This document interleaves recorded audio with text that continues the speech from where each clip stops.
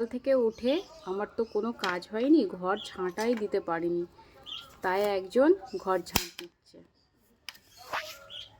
দেখুন, এই হলো ঝাঁটা আর এই হলো মানুষ।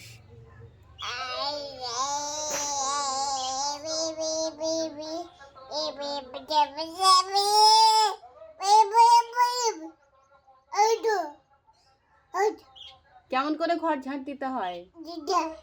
কেমন করে?